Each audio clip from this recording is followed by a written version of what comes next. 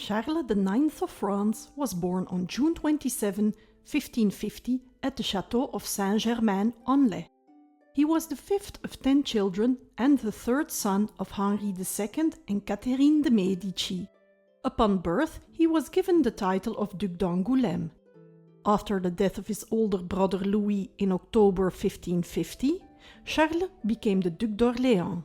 He was baptized in the Catholic religion, and his godfathers were Henri II of Navarre and Maximilian II, Emperor of the Holy Roman Empire, and his godmother was the Duchess of Ferrara, Renée de France, who was a daughter of King Louis XII of France and Anne of Brittany. Charles' father died in July 1559, leaving the throne to his son François II of France. François, however, was a sickly boy and died on December 5, 1560. Thus, Charles succeeded his brother on the throne, initially under the guardianship of his mother.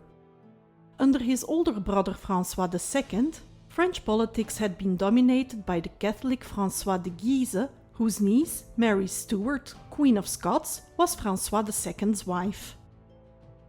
Now that François had died, the Queen Mother became Regent of France and strengthened the power of the Protestant line of the royal house, the Bourbons, who were the highest-ranking French noble dynasty after the Valois dynasty themselves. In order to weaken the power of the House of Guise, Catherine prepared a moderate edict of religious tolerance. François de Guise responded by organizing the Vassy bloodbath against the Huguenots, which led to the First Huguenot War in 1562. In the Edict of Amboise, the king granted the Huguenots non-public religious freedom outside of the cities. By doing so, he broke with the repressive religious policies of his predecessors. But Catherine and Charles could not successfully counter the opposition of Cardinal Charles de Lorraine, who was the brother of François de Guise. The Huguenots suspected an anti-Protestant plot and responded with the Second Huguenot War in 1567, during which Protestant foreign troops aided the Huguenots. After the Third Huguenot War, which lasted from 1568 until 1570, the Peace of Saint-Germain-en-Laye roughly confirmed the Edict of Amboise. On November 27, 1570, Charles IX married the Archduchess Elizabeth of Austria, who was the daughter of Holy Roman Emperor Maximilian II. The marriage produced a daughter, Marie Elisabeth, who was 5 years old when she died.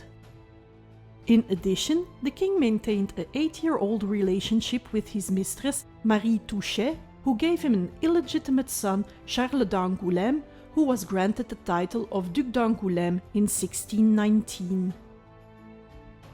Charles IX is the only one among the sons of Henri II and Catherine de Medici to have produced offspring.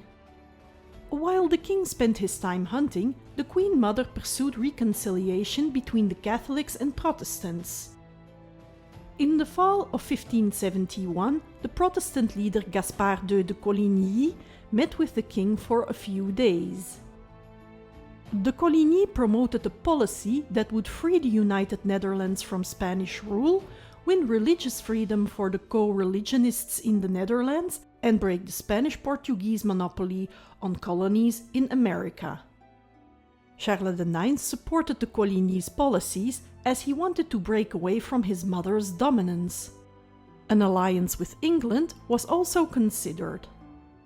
De Coligny wanted to establish the Huguenots as the party to represent the French national interests. National reconciliation was to be definitively sealed by the marriage between the king's sister, Margaret of Valois, and the 18-year-old Henri de Navarre of the Protestant House of Bourbon, who would later become Henri IV of France. Admiral de Coligny grew very close to the king, which alarmed the Queen Mother, who saw her influence over her son endangered.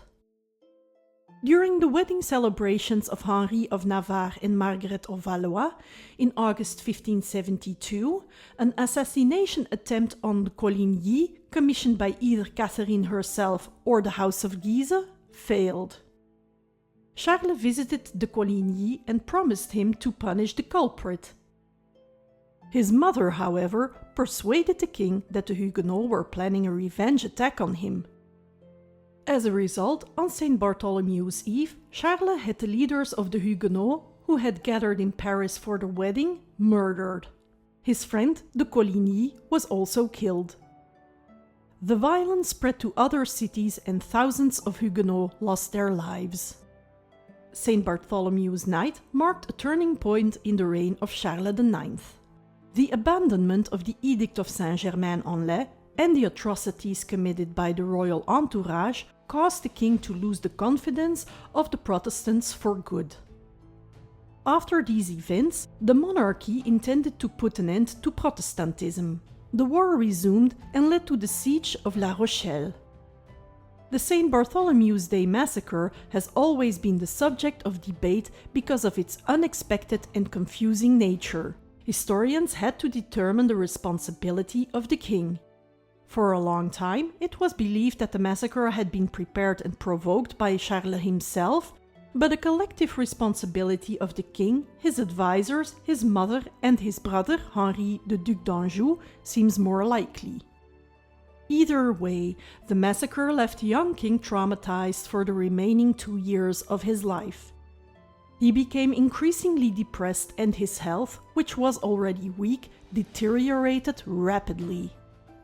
Charles IX of France died at the Château of Vincennes on March 30, 1574, at the age of only 23. Due to rumors of poisoning, an autopsy was performed which confirmed that the king had died of tuberculosis. His brother, the Duc d'Anjou, who had left for Krakow in the fall of 1573 following his election as King of Poland, relinquished the Polish crown and returned to France, where he succeeded Charles as Henri III of France. Charles IX was buried in the royal crypt of the Basilica of Saint-Denis.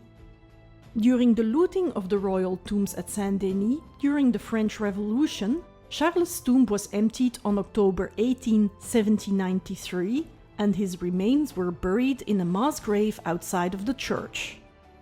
During the restoration after 1815, all remains in the mass grave were exhumed.